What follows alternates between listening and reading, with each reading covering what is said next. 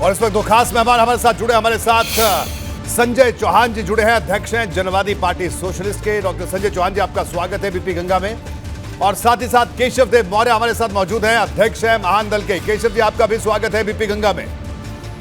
इससे पहले मैं आप दोनों मेहमानों के पास आऊं, जल्दी से बहुत बहुत धन्यवाद। कुछ तथ्य मैं दर्शकों को बता दूं। अखिलेश यादव ने पिछले विधानसभा चुनाव में कैसे छोटे दलों का गुलदस्ता तैयार किया था और किस तरह से सहयोगी दलों को सीट दी थी, वो भी जल्दी से आपको बता देते हैं। जी हाँ, अब आप इसको देखिए। 2022 विधानसभा चुनाव में कैसी थी अखिलेश यादव की गठबंधन की नीति। राष्ट्रीय लोकदल को 38 सीट दी, सिर्फ 8 जीती। सुभासपा को 16 सीट दी, 6 सीट पर जीती। अपना दल के को 4 सीट दी और 1 सीट पर जीत दर्ज की। अपना दल की पल्लवी पटेल को सपा के सिंबल पर लड़ाया गया था। महान दल के 2 प्रत्याशियों को सपा के सिंबल पर लड़ाया गया था। महान दल के दोनों प्रत्याशियों की हार हुई। जनवादी पार्टी सोशलिस्ट के 1 प्रत्याशी को सपा के सिंबल पर लड़ाया गया। बसपा अध्यक्ष शिवपाल यादव सपा के सिंबल पर जीते थे। तो इस तरह से गठबंधन का ताना बाना बुना गया। अखिलेश यादव हर चुनाव में एक नया प्रयोग करते देखे जाते हैं। उन्होंने पिछले 3 चुनाव में 3 अलग अलग गठबंधन किए, लेकिन तीनों का हश्र एक ही हुआ। देखिए, गठबंधन के कच्चे धागे। क्यों कच्चे धागे? 2017 में सपा का कांग्रेस के साथ गठबंधन हुआ, नतीजों के कुछ दिन बाद गठबंधन टूट गया। 2019 में सपा का बसपा से गठबंधन हुआ, नतीजों के कुछ दिन बाद गठबंधन टूट गया। 2022 चुनाव में अखिलेश यादव ने छोटे दलों को जोड़ा। आधा गठबंधन अखिलेश यादव से नाराज दिख रहा है और 2 बड़े नेता, 2 बड़े गठबंधन के सहयोगी, जिनका अपने समुदाय में, अपने इलाकों में अच्छा खासा प्रभाव है। संजय चौहान जी हमारे साथ मौजूद हैं, अध्यक्ष हैं जनवादी पार्टी सोशलिस्ट के, और केशव देव मौर्य अध्यक्ष हैं महान दल के। आप दोनों का स्वागत है। सबसे पहले केशव देव मौर्य साहब, क्या आपने जो आज ऐलान किया, क्या उस पर कोई विचार संभव है? आगे बातचीत करेंगे आप समाजवादी पार्टी से, अखिलेश यादव से, या आपने अपने आप को गठबंधन से पूरी तरह से दूर कर दिया, बातचीत की भी कोई गुंजाइश नहीं है? राजनीति में बातचीत की गुंजाइश बनी रहती है। रोहित जी, बहुत बहुत धन्यवाद। राजनीति में बातचीत की गुंजाइश बनी रहती है, मैं बातचीत में कोई मना नहीं है, लेकिन सवाल इस बात का है कि मैं लगातार जब से गठबंधन में हूँ, मेरी उपेक्षा समाजवादी पार्टी के राष्ट्रीय अध्यक्ष ने की है। जिस प्रकार का तवज्जो ओम प्रकाश राजभर जी को उनके इलाके में मिला, जिस प्रकार का तवज्जो जयंत जी को मिला, उस प्रकार का तवज्जो महान दल को और मुझे नहीं मिला कभी। फिर भी मैं उनके साथ था। मुझे 8 सीट कहकर मुझे खाली 6 सीट दी गई। मैंने एक शब्द नहीं बोला। उस समय मैं मीडिया में एक मेरी आवाज़ बन चुकी थी। अगर मैं चुनाव के दौरान एक शब्द भी बोलता तो भारतीय जनता पार्टी उसे कैश करा लेती और समाज के बीच में रखती कि इनके गठबंधन के बीच में खटपट है। मैंने एक शब्द भी नहीं बोला। मुझे 2 सीट दी गई और वो भी दोनों सीट मेरी मनपसंद नहीं थी, अंधेरे में रखा गया।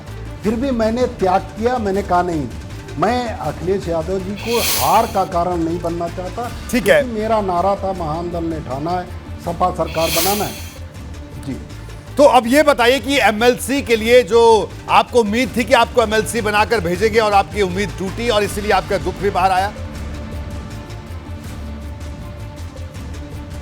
नहीं, मैंने एमएलसी के लिए कभी मेरा कमिटमेंट अखिलेश यादव जी से नहीं हुआ था, मैं ये झूठ नहीं बोलूँगा। ठीक है, लेकिन मैं जब गठबंधन किया था तो मैंने ये कहा था अखिलेश यादव जी से कि आप इस समय चाहे जो दे दें, खराब सीट, अच्छी सीट, चाहे 2 दे दें, कम ज़्यादा जो भी दे दें। मैं 8 सीट मांग रहा था, उन्होंने 8 कमिटमेंट किया था, लेकिन फिर भी मैंने उन्हें ऑप्शन दिया कि आप अगर कोई परेशानी हो तो मुझे कम सीट दे दें, तब भी मैं आपके साथ रहूँगा। लेकिन जब मैंने उनसे ये कहा कि अगर आपकी सरकार बनेगी तो आपसे मैं कस के मांगूंगा और ठीक से मांगूंगा, तो उन्होंने कहा क्या मांगेंगे? हम कहा तब बताऊंगा, अभी नहीं बताऊंगा। तो यानी अब ठीक है, आपकी सरकार बनती है। केशव जी, यानी आप अब गठबंधन से अलग हो गए हैं पूरी तरह से? पूरी तरह से अलग है गठबंधन से अब आप? देखिए, मैं जो मेरे दिल में होता वही मेरे जबान पे होता। बर्दाश्त की एक सीमा होती है और अखिलेश यादव जी की तरफ से लगातार मेरी उपेक्षा हुई। मैं बदायूं में अपने बेटे का चुनाव लड़ा रहा था, वहीं बदायूं में बैठा था। अखिलेश यादव जी ने 2 रैली की, मुझे नहीं बुलाया गया। मैंने कई बार शिकायत की, तब मुझे कहीं 1-2 रैली कराई गई। मैंने करीब 20-22 रैली समाजवादी पार्टी के प्रत्याशियों की रैली अपने संसाधन से, अपने 4 व्हीलर से किया। समाजवादी पार्टी ने मुझे कहीं भेजना नहीं चाहा। पता नहीं उन्हें जनाधार का नेता पसंद क्यों नहीं आता। ठीक है केशव जी, नेता अखिलेश जी ठीक है, क्यों पसंद है, इस बात को नेताजी भी कह चुके हैं। ठीक है केशव जी, हमारे साथ इस वक्त संजय चौहान जी भी मौजूद हैं। संजय जी, तो आपका क्या कहना है, ये जो गठबंधन था, बड़ी उम्मीदों के साथ आप जुड़े थे, हमने विधानसभा चुनाव के दौरान भी आपसे भी बातचीत की, तो आपका क्या फैसला है और आपकी जो नाराजगी है, इस नाराजगी की क्या वजह है? कि क्या कोई कमिटमेंट थी जिसको तोड़ा गया, क्या कहना है आपका? देखिए, मैं अखिलेश यादव जी का सबसे पुराना एलआई हूँ जी। मैं 2017 के चुनाव के बाद से ही अखिलेश जी के साथ जुड़ा और उनके साथ संघर्ष कर रहा हूँ। 2019 के लोकसभा का चुनाव भी मैं उनके साथ मिलकर के लड़ा और 2022 के चुनाव के लिए भी हमने पूरी शिद्दत से काम किया और मेरा लक्ष्य था कि भाजपा के पूंजीवाद और फांसीवाद के खिलाफ अखिलेश यादव जी विकल्प हैं, इसी विकल्प को मजबूत करना है और भाजपा को उत्तर प्रदेश से हटाना है। अगर ओम प्रकाश राजभर जी नाराज होते हैं, केशव देव मौर्य नाराज होते हैं, तो इनके नाराज होने का कोई कारण नहीं बनता, क्योंकि ओम प्रकाश राजभर के बेटे को भी उन्होंने चुनाव लड़ाया था और पर्याप्त सीटें विधानसभा में दी थी 2022 में। केशव देव मौर्य जी के भी बेटे और पत्नी दोनों को चुनाव लड़ाया था। न तो मैं खुद चुनाव लड़ा, न मैंने अपने परिवार के किसी व्यक्ति को चुनाव लड़ाया, और जो हमारे पार्टी के पदाधिकारी चुनाव लड़ना चाहते थे उनको भी अखिलेश यादव जी ने लड़ने का मौका नहीं दिया। लेकिन फिर भी मैंने उनके सामने कोई व्यवधान नहीं डाला, न पार्टी को कभी मैंने परेशानी में डाला। जी, मैं ईमानदारी से अखिलेश यादव जी के साथ काम किया और पार्टी के द्वारा मुझे कहा गया, और सिर्फ मुझे कहा गया होता कमरे में कि चलो कोई बात नहीं है, आप निश्चिंत होकर के, आपको विधानसभा चुनाव नहीं लड़ना है, आप कैंपेन करो, पार्टी का कैंपेन देखो, पार्टी को मजबूत करो, जनाधार को और मजबूत करो, भाजपा को हटाना है, सरकार बनेगी तो हम आपको एडजस्ट करेंगे, एमएलसी भी बना देंगे, सरकार में भी रखेंगे। हमारे पार्टी के पदाधिकारियों की बैठक में भी समाजवादी पार्टी के जो हम लोगों के बीच कोऑर्डिनेशन का काम कर रहे थे वो आए और सार्वजनिक रूप से पार्टी के पदाधिकारियों की बैठक में भी इस बात को कहा कि संजय चौहान की चिंता करने की कोई ज़रूरत नहीं है, संजय चौहान की सीट तो ऐसे ही फिक्स है, वो चुनाव के बाद इन्हें एमएलसी बना दिया जाएगा। अब दिक्कत ये है कि मुझसे भी कहा गया, हमारे पार्टी के पदाधिकारियों को भी कहा गया, और हमने अपनी ईमानदारी और कर्तव्य निष्ठा में कहीं कमी नहीं की। और दूसरी बात कि हमें 2024 का फिर लोकसभा चुनाव लड़ना है। अगर समाजवादी पार्टी अत्यंत पिछड़े वर्ग के लोगों को साथ जोड़ करके नहीं चलेगी और भाजपा से इन जातियों के अदर बैकवर्ड लोगों को हटाएगी नहीं, तो 2024 में चुनाव कैसे लड़ेगी भाजपा के खिलाफ? जी। तो कहीं न कहीं पार्टी से चूक हुई है और मुझे एमएलसी ना भेजे जाने की वजह से हमारे कार्यकर्ताओं में भी आक्रोश है और मुझे भी दुख है कि मुझे पहले ही कह दिया गया होता कि तुम्हें नहीं भेजा जाएगा या कोई कमिटमेंट नहीं किया गया होता तो मैं भी विधानसभा लड़ता और मैं विधायक बनता। ठीक है, बिल्कुल। देखिए, मुझे याद है चंदौली का चुनाव, आपने बड़ा बहुत कांटे का वो चुनाव रहा था, उस चुनाव भी मुझे याद है लोकसभा का। संजय जी, मुझे ये बताइए कि अब आपका जो अगला कदम होगा वो क्या आप इस गठबंधन के साथ हैं या गठबंधन से अलग होने का फैसला आपने ले लिया है, जैसा केशव देव मौर्य साहब ने फैसला ले लिया है? नहीं, देखिए, निश्चित तौर पर मौर्य साहब जल्दबाजी किए हैं और मैं निवेदन करूंगा कि अभी उस पर पुनर्विचार करें। मैं अपने पार्टी के पदाधिकारियों के साथ बैठक करूंगा, अखिलेश यादव जी से भी बात करूंगा और उनके सामने इस बात को रखेंगे कि आप अत्यंत पिछड़े जातियों को बिना जोड़ करके आप 2024 का चुनाव कैसे फतह करेंगे। यानी अभी तक आपकी कोई बात नहीं हुई, सपा से उन्होंने आपसे कोई संपर्क किया? हम लोगों का योगदान नहीं रहा है। डॉक्टर साहब, क्या सपा की तरफ से कोई संपर्क अभी तक आपसे हुआ? एमएलसी चुनाव को लेकर के मेरे से नहीं, अभी उदयवीर सिंह जी आए थे 2-3 घंटा पहले जी। मैंने उन्हें कहा कि मैं कहीं जा नहीं रहा हूं, लेकिन पार्टी ने ये फैसला गलत लिया है।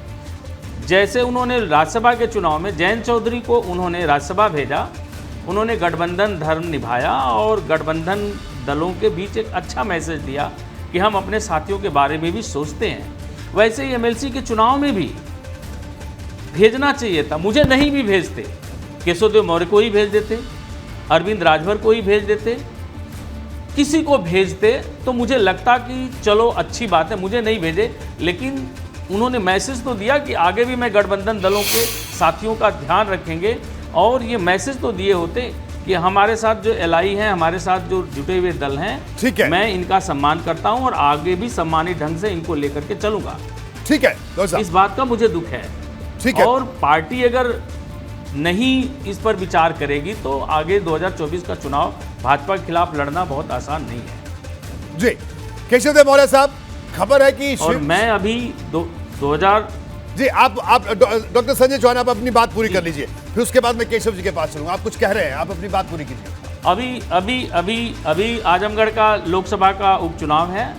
हम सब लोग समाजवादी पार्टी को जिताएंगे, और अखिलेश यादव जी को जो पूर्वांचल में सफलताएं मिली हैं उसमें कहीं न कहीं हम लोगों के गठबंधन का और मेरा भी एक योगदान रहा है। मैंने 50-60 सभाएं अखिलेश यादव जी ने हेलीकॉप्टर उपलब्ध कराया था।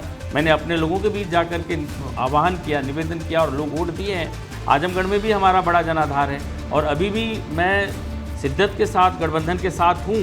लेकिन इस बात के लिए मैं ज़रूर राष्ट्रीय अध्यक्ष जी से कहूँगा, और आपके माध्यम से भी मैं समाजवादी पार्टी के लोगों से कहना चाहूँगा कि वे इस पर ध्यान दें कि अति पिछड़ी जातियों को बिना जोड़े 2024 का मार्ग आसान नहीं होगा। ठीक है संजय चौहान जी, मैं केशव देव मौर्य साहब आपके पास आऊंगा। केशव जी, सुना है शिवपाल यादव साहब ने भी आपको फोन किया था, तो क्या अगला कदम क्या होगा? क्या शिवपाल यादव जी के साथ जाएंगे या कोई नया विकल्प ढूंढेंगे? क्या उनका फोन आया था आपके पास? केशव जी, ये फोन आया था, कैजुअली उन्होंने बात की कि आखिर क्या ऐसी बात हो गई कि आपने इस तरह का फैसला क्यों लिया जी। तो मैंने उन्हें बताया कि कोई खास बात नहीं थी, लेकिन ये मेरा दुर्भाग्य है कि मैं लगातार सबसे पहले इस बार गठबंधन में मैं आया।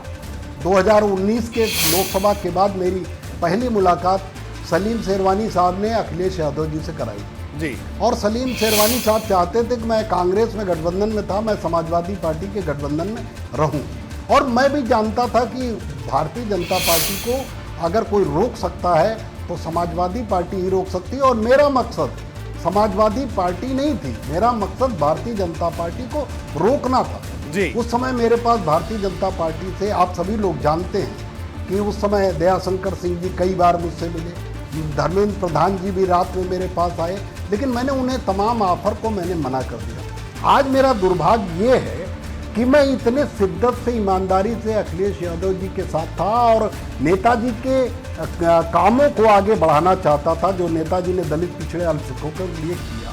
लेकिन मेरा दुर्भाग्य है कि मैं अखिलेश जी के दिल में जगह नहीं बना पाया। और रही दूसरी बात कि अगर उत्तर प्रदेश के चुनाव में विकल्प समाजवादी पार्टी है, भारतीय जनता पार्टी को समाजवादी पार्टी रोक सकती है, लेकिन यही अगर केंद्र का चुनाव 2024 में होता है तो समाजवादी पार्टी केंद्र में सरकार नहीं बनाएगी, सरकार या तो भाजपा बनाएगी, ठीक है, और या तो भाजपा को केशव जी माफी के साथ आपको रोक रहा हूं क्योंकि वक्त खत्म हो गया है। बस मैं एक छोटी सी बात, क्या शिवपाल यादव के साथ जाने का कोई विचार आप कर रहे हैं या अभी सभी विकल्प कर रहे हैं? उन्होंने कोई न्योता दिया आपको?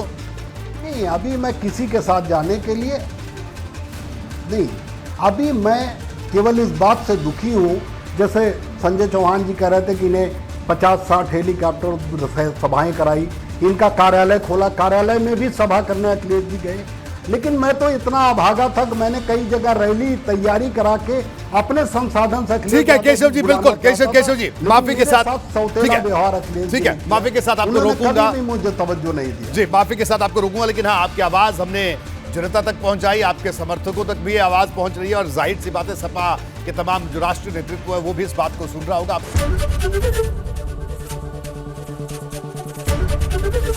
एबीपी गंगा, खबर आपकी, जुबान आपकी।